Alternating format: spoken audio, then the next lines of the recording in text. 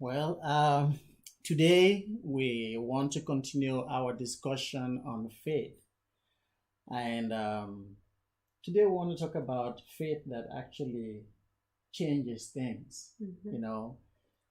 And we are making these recordings because we want to encourage people to look into themselves for strength because the Lord has given us all there is to deal with anything, any challenges that we can ever have. So, His grace is sufficient. yeah, His grace is sufficient. And to learn from others, other people's stories. And there is nothing as meaningful and helpful as knowing that someone has been where we are and knowing how that person was able to get through that.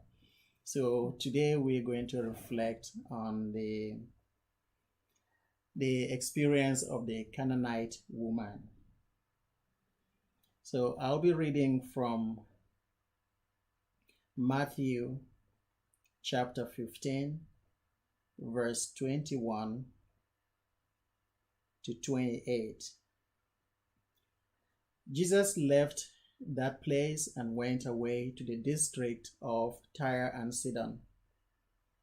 Just then, a Canaanite woman from the region came out and started shouting, "Have mercy on me, Lord, Son of David. My daughter is tormented by a demon." But he did not answer her, at all. And his disciples came and urged him, saying, "Send her away, for she keeps shouting after us." He answered, "I was sent only to the lost sheep of the house of Israel." But she came and knelt before him, saying, "Lord, help me."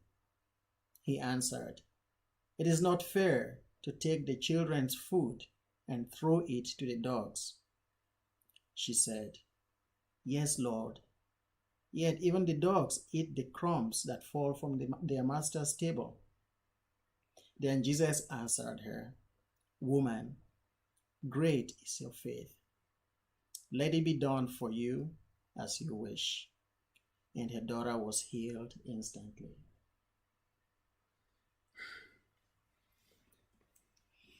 So there are things that that we see in this passage. Now here is this woman. Let's first of all try to understand what her plight was. Here is this woman whose daughter is possessed by a demon, and according to her is tormented by the demon. It is, can you imagine when you have your child is being tormented by the demon? What will be the attitude of your neighbors to that child? Right. They're not. Right. It won't be welcoming or. The demon has Right. is no respecter of person. They can throw someone into the fire. They can make the person bang their heads against the wall. They can make the person cut themselves, and it's like going crazy. We have all watched The Exorcist, some of those Right. movies of where they try to cast out demons, and we know. So have that picture in mind to be able to understand why this woman sounded so desperate. She's alone. She's alone. She's alone. Because again, people won't even know how to help them. Right. And the tendency is when people don't understand or don't know how to help, they basically just isolate you. Right. One thing that we can't do is just sit and look helpless. People can isolate them. People can even mock her, can say, "Oh, that woman with the demon.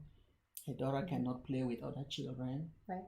Nobody will let their children go to her or go close to her.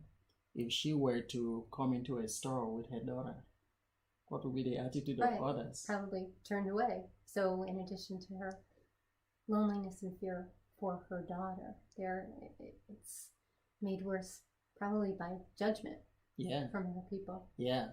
And do you also you also know that human attitude to what is different and what we don't understand, you know, and there have been situations where in the past history where people were burned, you know, because they said they were witches, right?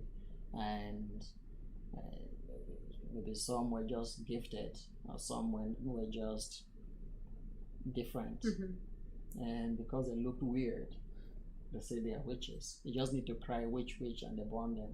Then how much, you know, less someone who is possessed, Right.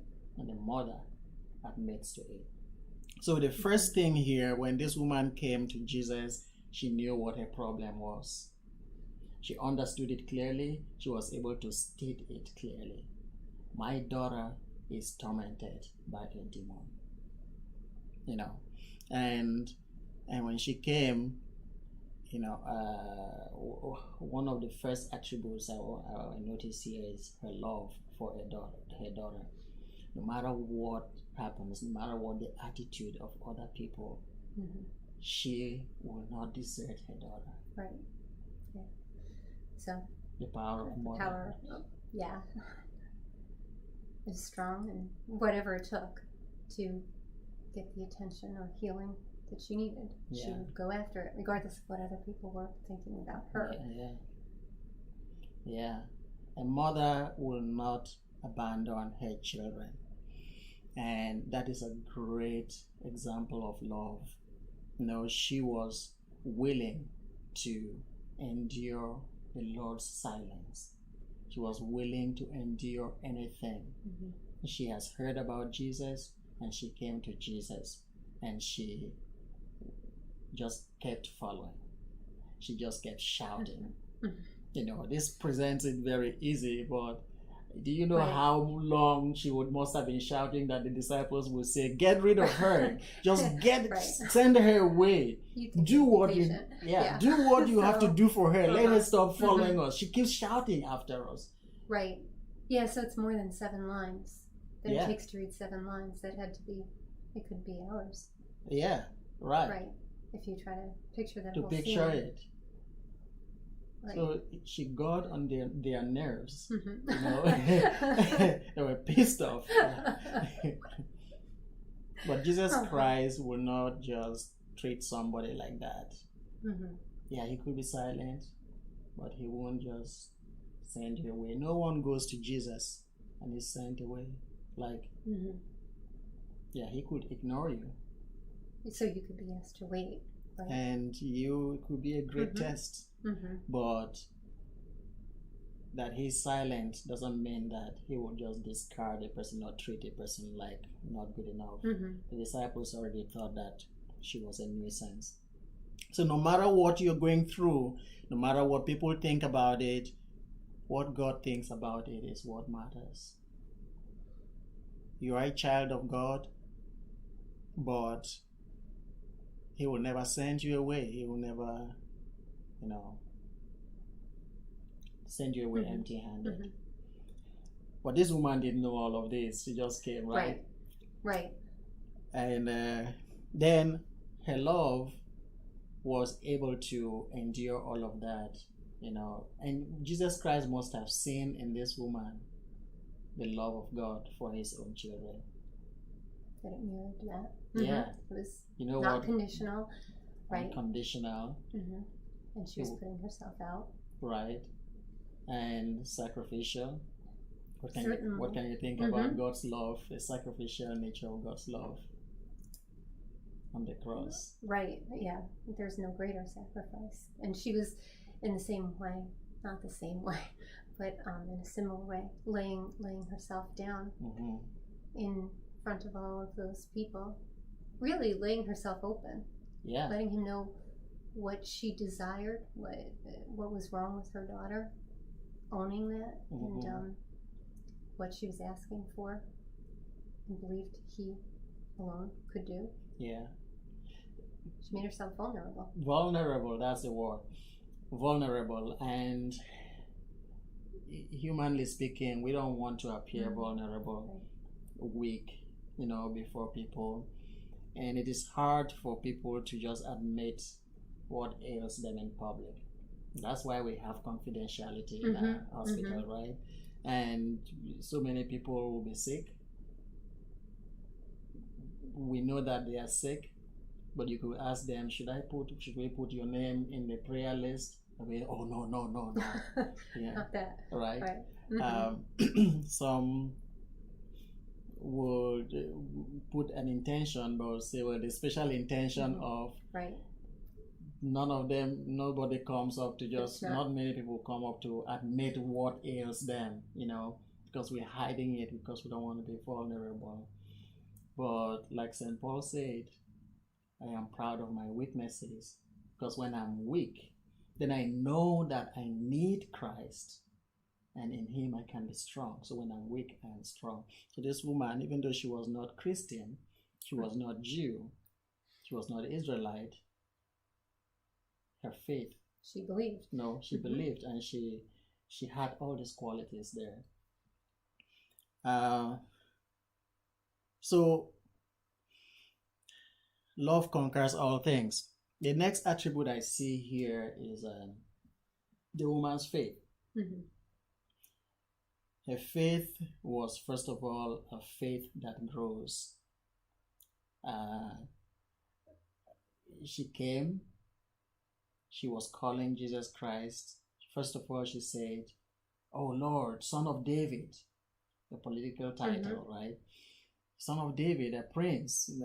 She went to Jesus as she would go to any great man, as she would go to maybe a doctor, a magician, and she used the title, "No, Your Excellency," kind of.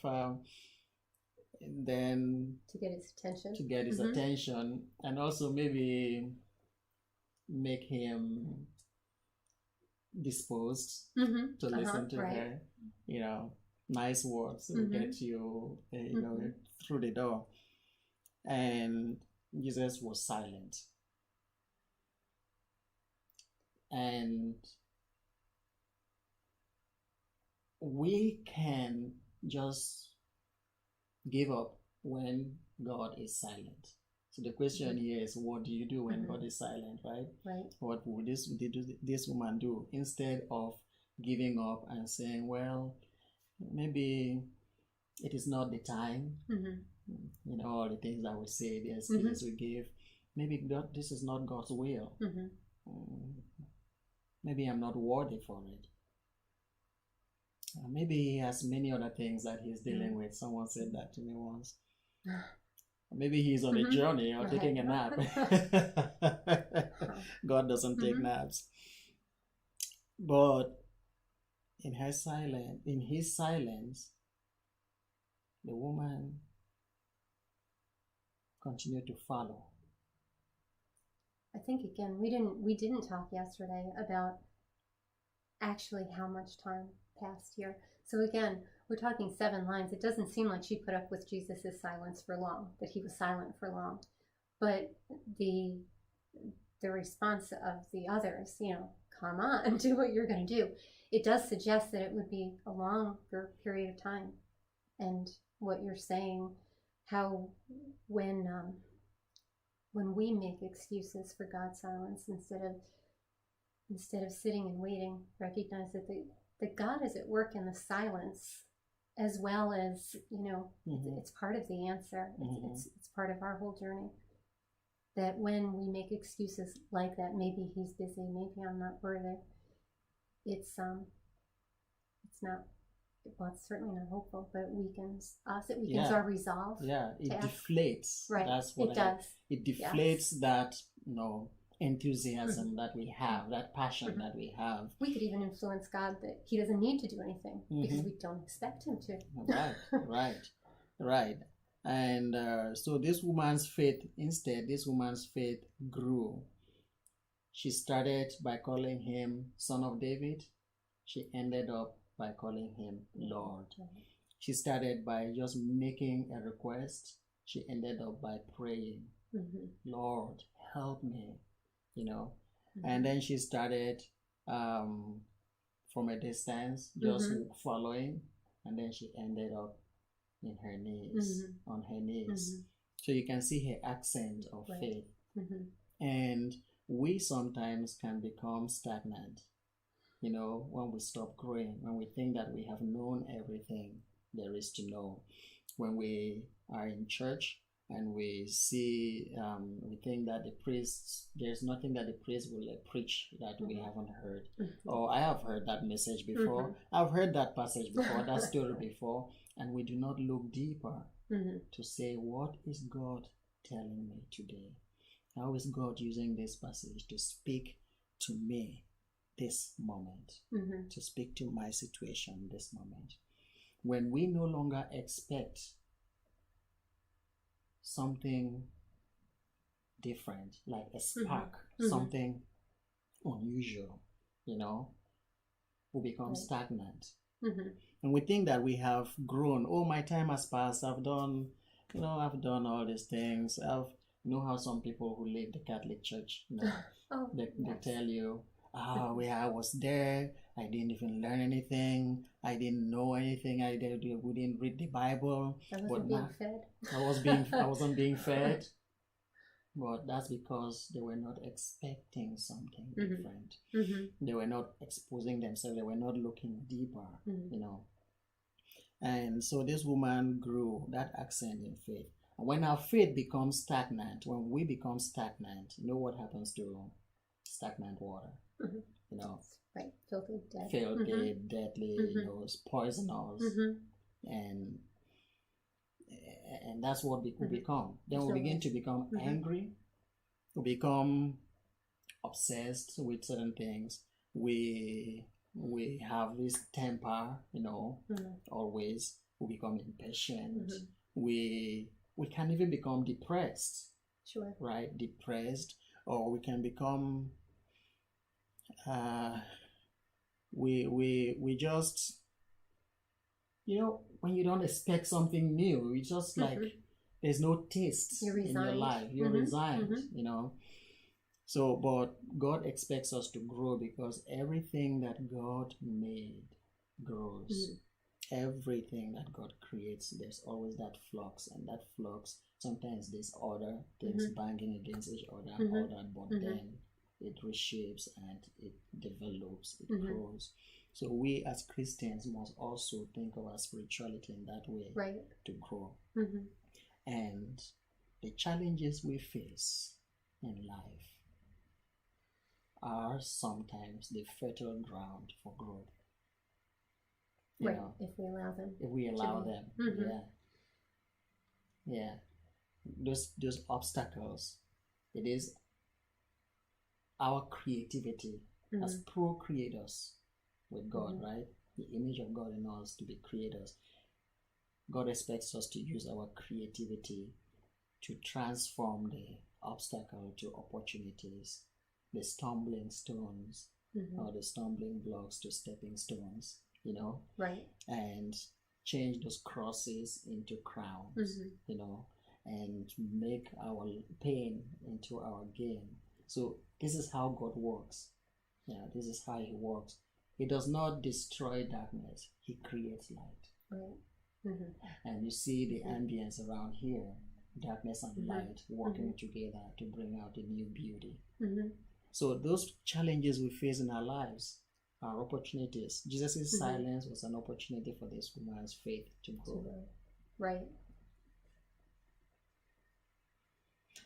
Her faith is also a faith that worshipped. When she called him Lord, she came from Son of David to Lord, recognizing who he was. Yeah.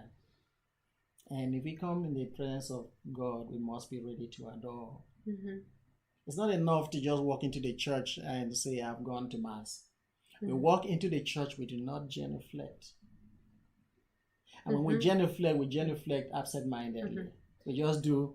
It's an action as opposed to worship. Yeah. The heart is not there. Who is there? Who is there? Yeah. I remember one time, off topic a little bit, but in a movie,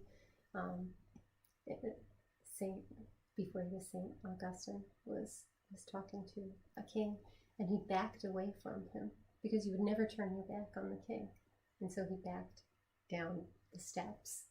And how we walk past the tabernacle a good portion of the time, or hurriedly, absent-mindedly. Yeah, yeah. But Yeah. worship, we should recognize. And she did. I think she did. She did. She recognized in whose presence she was. Right. We come to the presence of God and recognize in whose presence we are. And recall the words, "Be still and know that I am God, supreme over the earth, supreme over all nations." That is when we encounter the power of God. We can walk into that same mass. We go every day and come back criticizing the priest and criticizing everybody in church, the ushers, the music, and everything. Or even the mass was boring today. But what did you do to make it lively? Right. Right. She came, she knelt. There are some Christians or Catholics who have not knelt for so long. In kneeling, we win. Right. You know, our acknowledgement of who we are. Who we are. We humble ourselves before God. And then God exalts us. So, so her faith was one that worshipped. There are so many times that, you know, people pray, but do not expect something to change. And people will say, they pray, well, maybe something will happen. It can't hurt. Yeah, it can't hurt. You know, I asked someone in the hospital once, should I pray with you? And the response was, well, yeah, I could use some prayers. Or one other person said, yeah, it doesn't hurt. Anybody needs prayer. Right. Anybody needs prayer. Anyway, not me specifically. Right. Anybody needs prayer. And another person actually said, oh no, don't worry. My priest already prayed for me. Or people are praying for me. But they are Christians. They are Catholics. Right. But they don't understand the power of prayer. Or aren't disposed to receive from it. And this talks to the woman's persistence, right? You know, persistence means continuation, always. No, others who don't understand when Catholics pray the rosary, you know, they say, why do you just keep repeating? But if you are persistent, you're doing the same thing. Right? When a child is learning the piano, how many times do they play the same lesson? As many times as their teacher or parent tells them to. Yeah, right. So we've been told to pray without ceasing. Pray without ceasing. And Jesus Christ says, persist. He told a story of the friend who went to his friend in the middle of the night to ask for bread for a guest. And he says, if you're persistent, if your friend doesn't open the door to give you bread because of your friendship, your persistence, I said this last time, your persistence will get you what you want. You're banging at that door, you know. So we have to pray until something changes, you know. So something might change. We might change too in that prayer. Right. We might change. She changed. Right. And then Jesus changed. He changed, and Jesus saw her change, and Jesus changed. Right. So, and the situation changed. Right. So much is at work there. So prayer must transform, and we cannot make any impact in the world without, first of all, making impact in ourselves. If our prayer doesn't change us, then it sure cannot change anyone else, not even God.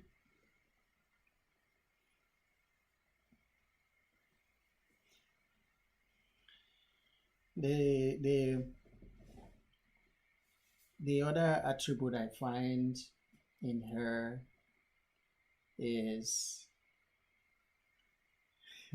her humor, her cheerfulness. You know, she's been through all of these things and she's still going through it, and it should make her sad. She should be upset. She should even be saying, God, why would you let this happen? Like we usually say. And she should even be complaining. But no, she did not. Even when Jesus Christ humiliated her and says, I can't give what is meant for children and pick that and throw them to dogs. He called her child a dog. Right. She could have said, how dare you, Jesus? How dare you? You can insult me. take what you have. I don't even need it anymore. I'm going back to my child. If my child is going to die, let her die. That's how pride, right? Absolutely. Makes sometimes we hear those kind of responses. Blinded by that. Can you imagine if someone came to church but and then the priest says something? I can't imagine. Right. But then it's decided that I can get nothing. I'm not interested in anything that's offered here because I didn't like that homily or that music or whatever it might be. I mean, for little things, not even that is not up to an insult. Just little things, people are just willing to just leave everything and go. Right. I'm out of here because we have another option somewhere. Well, we're going somewhere else. I'm going to another place. I can't worship with these people. This woman stayed in that situation and changed it from within. First, she changed her attitude and she changed the situation to her favor. How many Catholics were put up with what's going on in the church or Christian in that particular denomination or church and change it from within? Too many times we just abandon it because we just want to discard that or leave. We're not ready to self-correct or even to help other people develop and build themselves. It's it's almost like she sparred with Jesus there. She after did. He said that. That was great. Yeah. I love that. Yeah, she said, oh yes, Lord. Of course. But even dogs eat the crumbs that fall from the master's table. And this is the amazing thing. The master, the children, right? In the household, the master is always, because it's master, right? And the children position will be lower than the master's.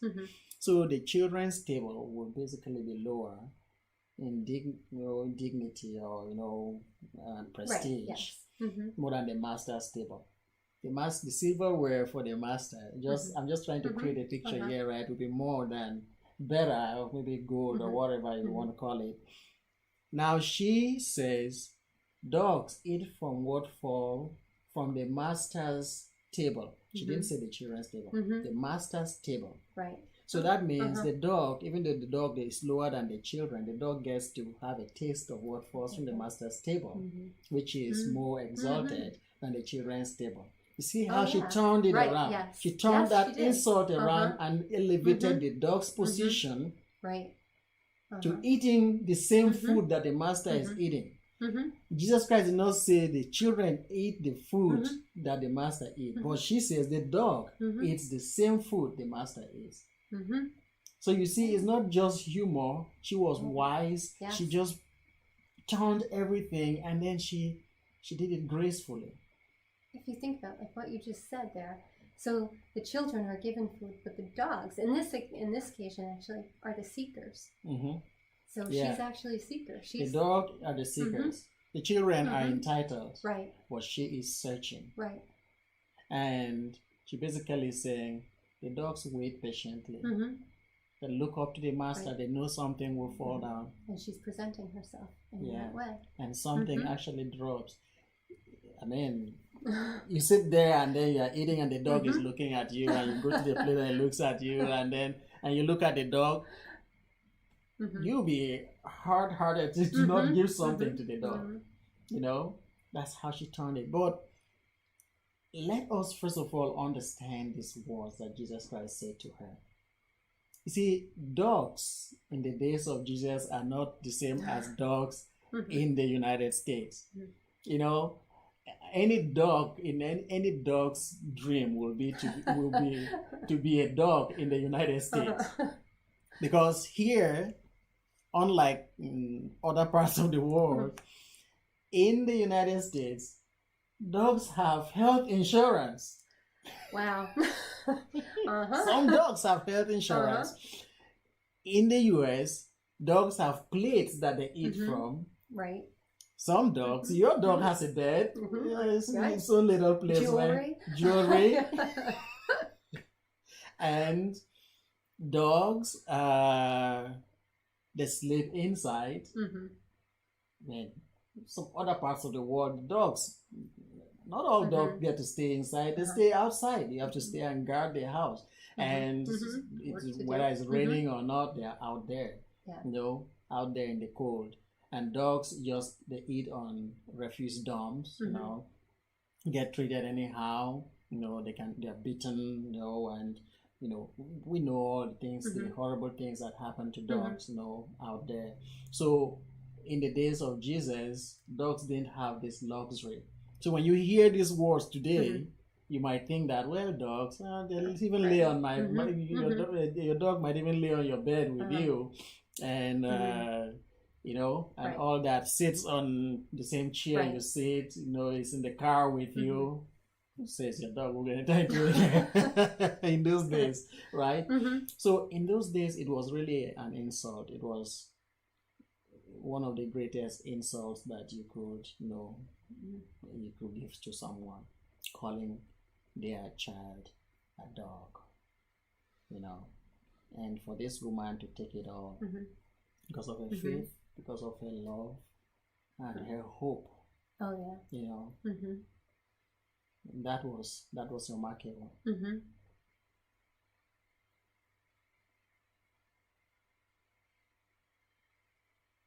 Yeah.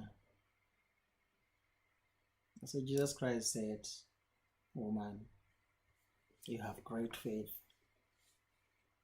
Let it be done for you as you wish."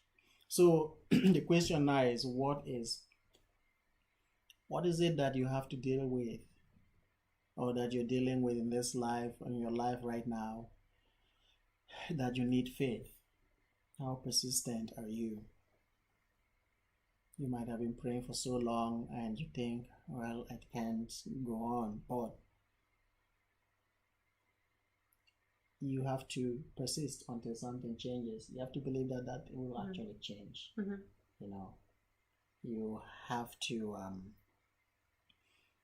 You have to trust totally.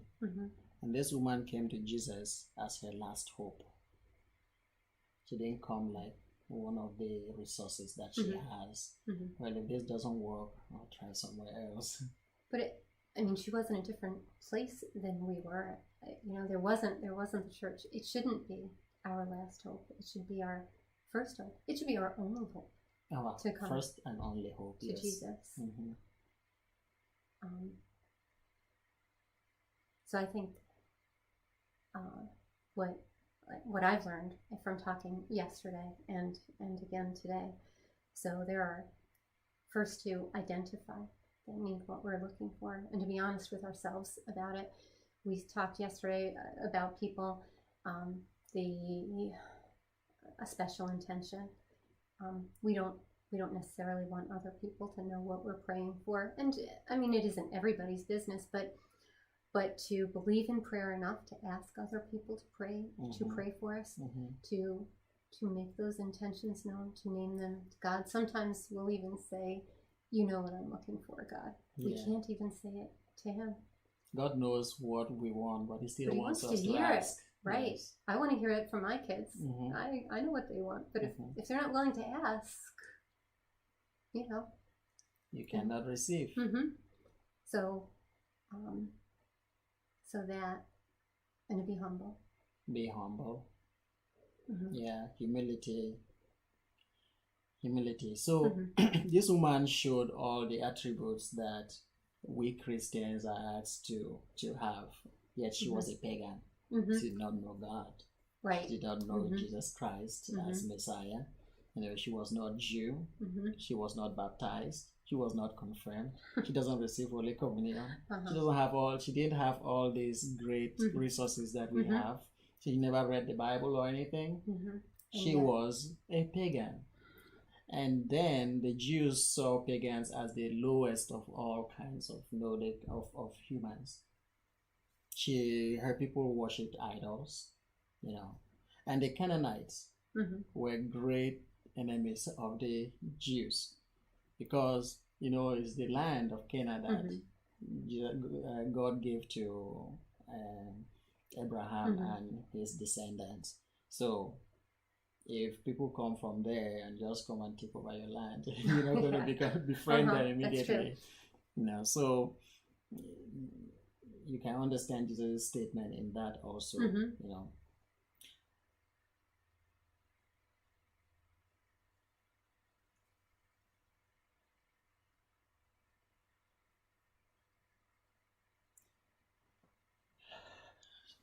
So what else?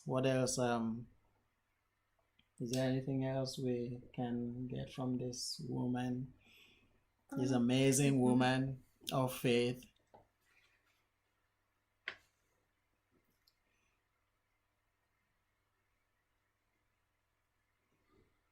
There's much, but we just have to know that another way to look at this is also the side of the apostles, the disciples, and their response. They had a very low opinion of this woman. That's what Christians should not do.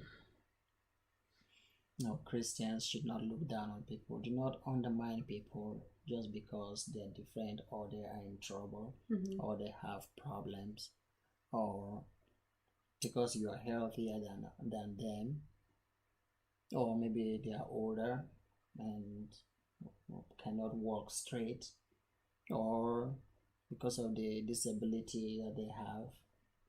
It's unfortunate that even today, some people they mock people when people who have disability are impatient with those with disability, and that's unchristian. And it's also unfortunate sometimes when you hear spiritual leaders and pastors, ministers of good gospel who preach faith and love treat other people, even if in anger or whatever, there's no excuse, but they treat other people, with scorn, and not even the lowest form of love. And then to talk about Christian love, which is the highest, is lacking. So we learned that from the apostles, never to do that. And like Jesus Christ, to actually stop eventually and listen and hear someone out and give them a chance to rise up to the challenge that is expected. So the last thing that I see here, okay, with this woman, I'm just thinking about this now. The entrance of this woman is the entrance of everyone into the church. A new convert, or even if we're baptized into the faith, when we enter the church, we are not meant to leave the church the same way. Right? We have to come in with the expectation that we are not going back the same way we came. We have to come in with the expectation that we need to bring ourselves and bring those needs we have, but we also have to bring our humility, we have to bring our love, we have to bring our faith, we have to bring our persistence, we have to bring our worship. And we know that in worship, Fulton Sheen said it, we do God's will in worship, while in prayer, we ask God to do our will, right? God, I want this. God, I want this. God, do this for me. God, do this for me. We're Right. asking God to do our will. But then we also must worship and by doing God's will. And we do it for the sake of God. We do it because this is what God wants us to do. We break bread because Jesus Christ says, do this in memory of me, in remembrance of me. So when we come, we have to leave our own comfort aside. We have to sacrifice everything just to worship in a way that is fitting for God, right? And when we are able to do that, then God can also do for us what we need. The measure with which you give is a measure that you will receive, but even more, right? So it's like anyone coming into the church, like any Christian or any pagan or any sinner who comes in. You have to know that it is a place for you to grow and to also know the real idea of the church. It is open to everyone. So this is one of those passages where Christ went out, opened the door for, non-Jews to come into the faith. You have a last word? Do I have a last word? I think we covered most everything. As far as her being cheerful, something I read somewhere about saints in the canonization process. They look for evidence of joy. So I think that is, it's kind of the same idea. It's hard to be joyful when your daughter is possessed, right. but there's hope in there. And look at what is going on right now in the world, the challenges we're facing right now, the pandemic, the rhetoric from news and and other people, the anger in people. It's hard to be cheerful. It's hard to be joyful. It is. Right? When you look at the darkness out there and the pain that people go through and the challenges that you are facing, it is hard to be joyful. But then our joy don't come. Our joy doesn't come from that. Right. Our joy comes from the Lord. So when we have joy, joy is not the absence of worries. Right. Joy is not because there's no problem in the world. Joy is because we have a God who is capable of making everything right. That is that's why we could smile. Right. That's why we can be joyful. That's why we can we can laugh, make jokes and laugh. Don't be all uptight because and frowning because of what you're dealing with. If you believe in God and you believe that He is still doing something good in the world, the Bible says, look around you. Can you see it? I am doing something new every day. There is a sunrise and the sunset. Right. The air is becoming fresher and fresher. There's a circle going on. This world is still, the earth is still suspended in space. All around it is just empty space. And God is holding it in balance. Right. Isn't that enough to give us joy? To show us that God can still do more. So joy, rightly a saint should be a person of joy because joy only comes from God and from our relationship with Him. Well, I want to encourage you and again to remind you that you should look inside of you and build that relationship with God and trust. Trust. If you search for Him and you really pray persistently, He will be there for you. He never fails. There's no one that God has ever failed. Right. He will make you wait though.